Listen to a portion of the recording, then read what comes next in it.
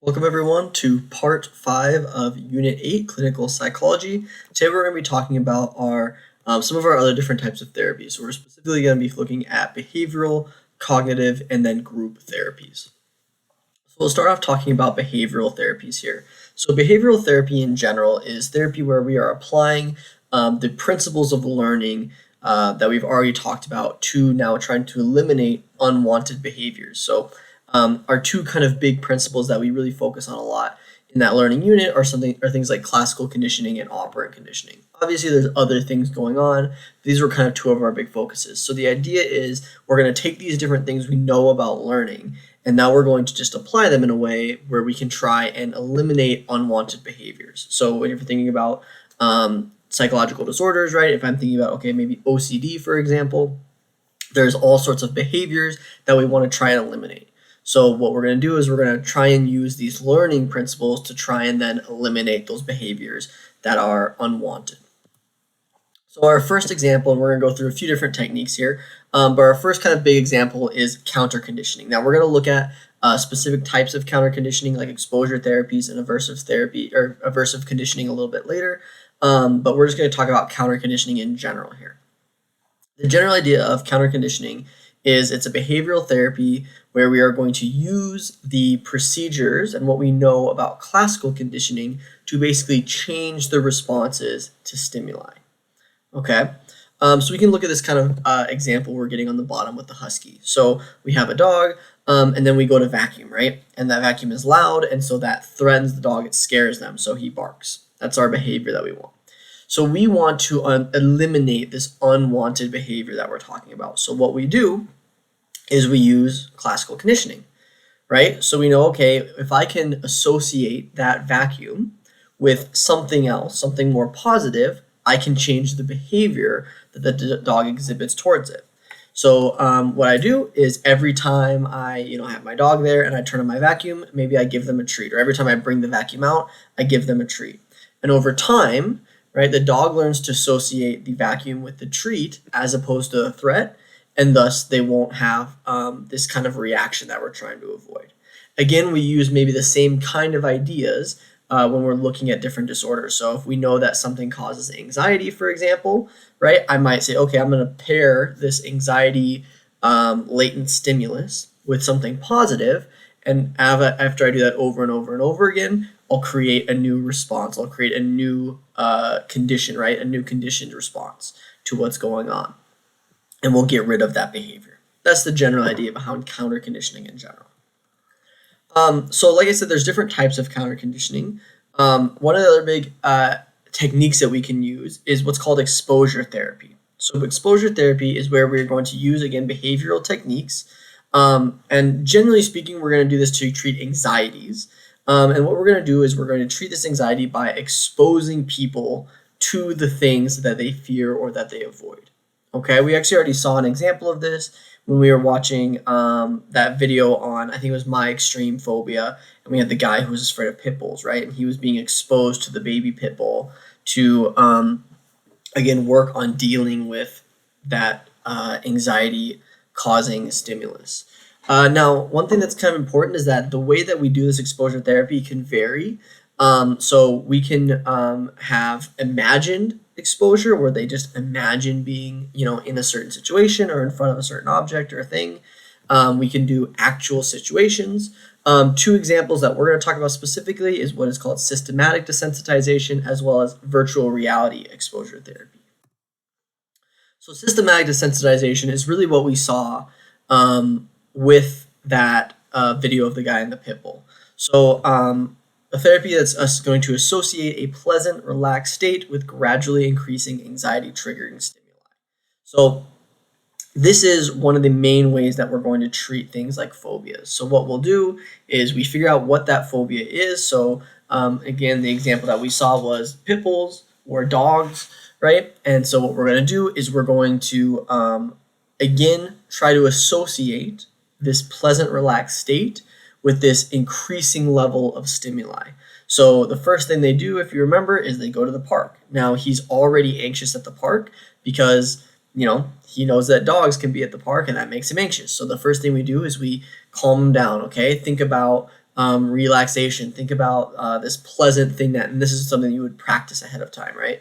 We go through these different things. Okay, I'm calm now. Now what they do is they bring out that puppy, right? And again, we're picking a puppy because it's not as triggering as a full-grown dog in this example. So we bring out the puppy, but he's far away, he's on a leash, right? But you can see him. Okay, you have to look at the dog, remain calm, right? They're going to slowly bring the dog closer. All these things are just amping up that kind of level of anxiety, as the patient is trying to remain more and more calm. And then eventually, right, we're petting the dog. You might even eventually try and do the same thing with a full-grown adult pit bull in this example. But again, what we're trying to do is we're using these ideas of classical conditioning to basically break these habits that we see, break these associations that we see. We can do the same thing with what is called virtual reality exposure therapy. It's pretty straightforward. It's using basically the same ideas of treating anxiety, but now what we're going to do is we're going to use electronic simulation. So we'll use things like virtual reality headsets, right, and visualizers to basically face fears without having to physically go there, right? Now, obviously, too, we could look at these therapies and pair them together where we could say, okay, we're going to start with maybe using virtual reality. We're going to practice these different things, and then eventually maybe we actually go to a place and go through it and do more of systematic desensitization, right? But you can kind of see these two different examples of exposure therapy here. Our next type of conditioning is what's called aversive conditioning. Now, aversive conditioning is going to work the opposite way. So instead of trying to pair something good or pleasant with something that we want to happen or we want to associate to change our behavior in a positive way, what aversive conditioning is going to do is it's going to use the same ideas of counter conditioning, but what we're going to do is we're going to associate an unpleasant thing, state, reaction, feeling, taste, whatever, with an unwanted behavior.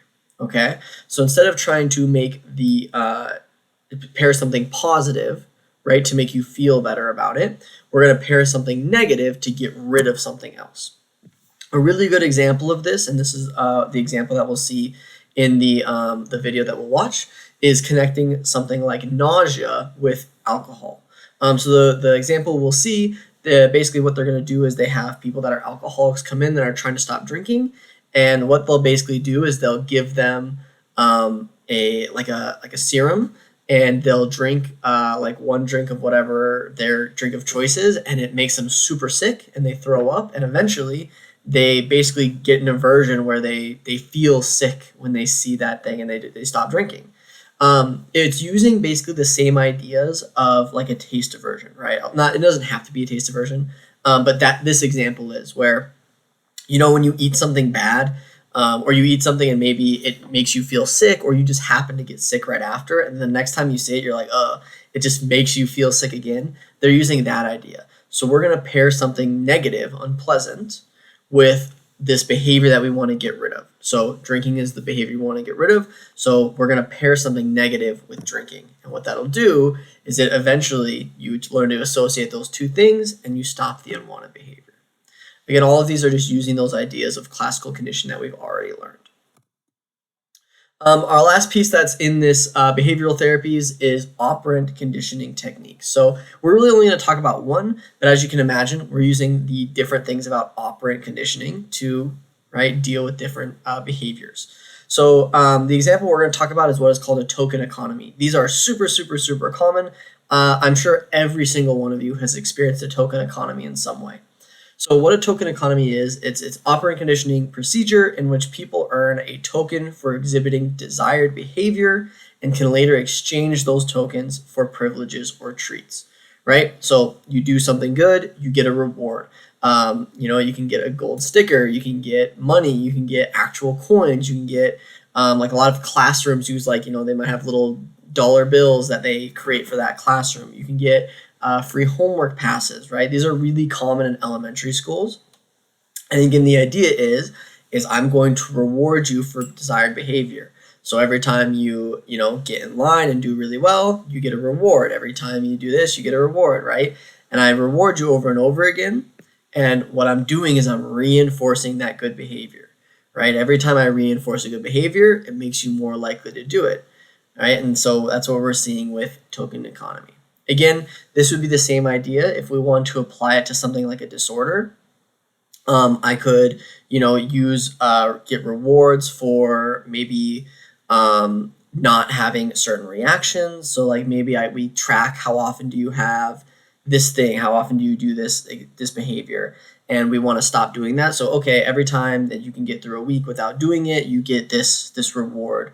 You can see it a little bit of a token economy in things like treating like alcoholism as well. I'm sure if you've ever seen anything about AA, right? A lot of times they have things like little chips. Now, I don't know if those chips are necessarily like something you can refund for something else, not necessarily something you can buy, but you earn something, right? I'm getting something, a reward for this behavior, right? So the longer I go without breaking, the better this reward I get is, right? And that's meaningful and important for these people. So you can kind of think about how we could use a token economy to reinforce good behavior in these different disorders. So next we have cognitive therapies. So cognitive therapies, as you imagine, are going to focus on cognition, right? So our behavioral therapies are focusing on behavior, obviously what people are doing. Cognitive therapies are going to focus on how people think. So what cognitive therapies are therapies that teach people new and more adaptive ways of thinking. Okay. Now what's important here is there is kind of an assumption that this is based upon. And what that idea is that our thoughts can kind of intervene between an event and our reaction to that event. So the idea is we're going to kind of jump in the middle. So something happens, we're going to change the way of thinking, and that's going to then change the way someone reacts to it. And that's kind of the idea that we're going to see here with cognitive therapy. So one of our types of cognitive therapy is what is called rational emotive behavior therapy, or REBT. Okay, both of these, the next one we get to is also going to be an acronym, so it's important to know which one's which. So again, rational emotive behavior therapy, REBT. So what this is specifically is a confrontational cognitive therapy developed by Albert Ellis that vigorously challenges people's illogical, self-defeating attitudes and assumptions. Now, this is kind of important. Now, I do want to clarify a little bit. When they're saying confrontive and vigorously challenging, this doesn't mean your therapist is going to like yell at you necessarily. But they're going to confront you. It's not going to be, I think a lot of times we think of therapy as being very much like laid back and very much being like, okay, we're going to get to it when we get to it. It's slow progress. Confrontational cognitive therapy or REBT is where we're going to confront you. So we're going to very specifically be like, you are thinking this way illogically, right? The attitude that you have is the reason that this is happening. So it's going to kind of be a little more confrontational than most therapies that we see. Not that they're like literally fighting you, but they're going to, be very specific, and we're vigorously going to challenge these things. So again, the idea, and there's kind of this model that we have that I'm, of course, covering up. Let me move myself here. The ABC model. So the idea is we have an activating event that is A. So something happens. Something in the past, something that happens right now, something that we imagine. Again, there's a lot of different things that we can talk about, but there's some sort of event. Okay? So something happens. B is beliefs. So this is that in the middle, we have a belief about whatever. Something's going to happen, a belief about myself, a belief about the future, a belief about whatever that is. And then C is consequences, feelings, thoughts, emotions. So we can kind of think about it this way. I'll give you maybe an example. So maybe someone with borderline personality disorder, right? One of the big things with borderline personality disorder is this fear of abandonment. So maybe I text my significant other and they don't text back right away, right? It's like 5 minutes, it's been like 4 or 5 minutes and they haven't texted back. Okay, that's my activating event. Now, what rational emotive behavior is focused on is B, part B. And the idea is that basically we can have two different ways that we think about this. We can have healthy, positive preferential beliefs, or we can have unhealthy negative demands. Okay? And it's about kind of how do we view this different thing. So when I don't get that text back, right, I have two ways of thinking about that. I can say, okay, you know what, this person's probably just busy. I'm sure they'll get back to me later, right? Or I can say, they're not texting me back because they don't really care about me anymore and they're going to leave me, right? Now, again, has anything actually happened? No, right? The activating event hasn't changed anything. Nothing's happened there. But those two beliefs are really important because what they're going to do is they're going to change my consequence. So if I have that first belief, you know what? The consequence is I'm still okay. I feel fine. You know what? I can move on with my day. I do other things. Emotionally, I feel good still. My second belief, right? Now all of a sudden I feel negative, have a lot of negative emotions. Maybe I feel sad, maybe I feel angry, maybe I feel hurt, right? My thoughts, maybe I'm going to think about it over and over again. What did I do wrong? Why don't they want to be around me? Why aren't they responding, right? And that also, eventually too, we could talk about, these consequences can also be behaviors, right? So then what do I do next? So again, the idea here is that what's going to happen in therapy is we're going to take that person and we're going to say, okay, what we need to change is this middle part. We need to change these beliefs. So when this thing happens, we're going to challenge that, right? So when I say, okay, well, why when someone doesn't text you back for 5 minutes, why do you feel like they're going to leave you, right? And, maybe you give me whatever reasons, right? Because it's happened so many times before, or because this or that or whatever. What the therapist's job is to do is going to confront those and point out, you know what, the reality is you're being really illogical, right? Maybe this is someone who's been with you for years and they've never left you before, right? Why do you think they would suddenly do that? It doesn't make sense, right? It's illogical. Or maybe I'd say, well, did you ever think that maybe the fact that you're, then texting them 50 times in a row after that is maybe why people start to feel uncomfortable, right? You're actually pushing them away. They're not necessarily trying to leave in the first place, right? That self-defeating attitude. Or we could talk about, well, you're kind of assuming a lot, right? They didn't actually do anything to say they didn't want to be around you anymore. You just assumed that, with kind of out of, this activating event. So the idea is we're going to confront your way of thinking, and hopefully what we'll do by confronting it over and over again is we'll teach you to think a different way. Right? And then when I think a different way, that changes my feelings, my thoughts, my emotions, which changes my behavior. Okay, so you can kind of see how this one's going to work. Next, we have cognitive behavioral therapy, CBT, cognitive behavioral therapy. So cognitive behavioral therapy is actually really, really popular. This is kind of one of our, one that's very common to see. So what it's going to do is it's actually going to combine two different things. Cognitive therapy and behavioral therapy, right? So it's going to combine the two ones we just talked about. So we're going to connect the ideas that we just talked about in REBT of changing this thought process. So first thing we're going to do is part of the things we're going to do is we're going to try and change the thought process that someone's going to. So when an event happens, we're going to try and change how you think about it, how you view it. The second thing we're going to do, we're also going to use our different behavioral therapy. So we're also going to focus on, okay, we're going to change the behavior now as well. So if we look at something like, we could talk about any example. Let's talk about like OCD maybe. So we look at someone with obsessive compulsive disorder. And so we've got two things that we want to do, right? We're going to try and focus on their thinking and on their behavior.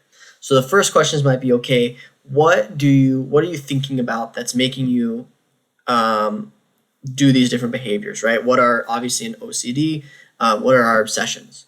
So, okay, let's talk about these different things, right? And we're going to try and change how you think about them, right? We're going to try and change how you view them. And then we have the behavior. So the other part of OCD, right, is the compulsions. So these behaviors that we're doing. So, okay, how do we also change our behavior? So we can say, okay, every time that you feel this obsession, here's what I want you to think about. So you think about this different thing, and here's what you do, right? We do this positive thing. some sort of positive behavior. The idea is by connecting those things, what we're going to do is eventually we change both how they think about whatever's going on and the behavior that they take when they're confronted with something. So again, we're just basically taking the ideas of what we've already talked about and mashing them together with CBT, or cognitive behavioral therapy. That gets us to group therapies. Group therapies. So group therapies fall into two major categories: regular, like traditional group therapy, and family therapy. Okay. Now, group therapy can look very different depending on what's going on. The main idea is that we're going to go through whatever types of therapy we want to. And again, as group therapy looks very different depending on what we're trying to deal with, what is the different problems or symptoms or disorder that we're dealing with here. But it's therapy that we're conducting in a group setting, right? Anytime we're in a group setting, now it's group therapy, okay? As opposed to one-on-one therapy. Now, one of the big things about group therapy is obviously the focus is the group, right? So a lot of times the point of group therapy is the group itself. It provides interaction between different people, right? And you can kind of think about like support groups are kind of what we usually see, I think, in like media, for example. So if you think about support groups, right, the idea is what's important about them is interacting with others, right? Hearing their stories, having yours own heard, hearing their successes, their failures, right? And being able to interact with others in that way. So you can kind of think about how group therapy can be really, really useful when it comes, specifically when we're dealing with things that maybe would cause someone to have a lack of interaction with other people, right? You can see how this could be really useful. We also have family therapy. So family therapy is semi-similar to group therapy, but what it's going to be doing is it's going to be therapy that we are treating people in the context of their family themselves. So one of the things that we oftentimes don't think about is the fact that a lot of psychological disorders do not just affect the individual that has the disorder, but also everyone around them. And obviously a family is a very important piece of that, right? So what we want to do, right, is when we're talking about family therapy is, okay, how do we address what's happening here in the context of that family? So how do we deal with this disorder? Not just necessarily what is this person going to do, but what is the family going to do to also help deal with this? We can also obviously have things where sometimes we might have our family as part of the cause for the disorder or cause for these different anxiety-ridden events or triggers, right? So those are also important contexts. You're just going to see here, it says views an individual's unwanted behaviors as influenced by or directed at other family members. So another important thing to remember is obviously your family can be, kind of like I mentioned before, they can be the trigger, they can be the cause, or they can be what we are directing different behaviors at. So sometimes part of something like family therapy is we're not able to get to the root, because sometimes our disorder could be aimed at someone in our family, right? So we're not able to maybe necessarily deal with that the way we should without having that whole family come in and say, okay, we need to have everybody be a part of this, right? Everyone needs to throw in kind of their input and get whatever is going on kind of out, and then we can work through and start to deal with what's going on. Obviously, as you can kind of see with group and family therapies, they're going to really depend a lot on what we're trying to deal with, whether or not they're actually going to be useful, right? And how they can be used, right? You're not necessarily going to use family therapy for everything, just kind of like our other disorders as well. There we go. All right, so that wraps up our look at our cognitive, our behavioral, and our group therapies. Take a few moments, do a quick summary, and I'll see you guys next time.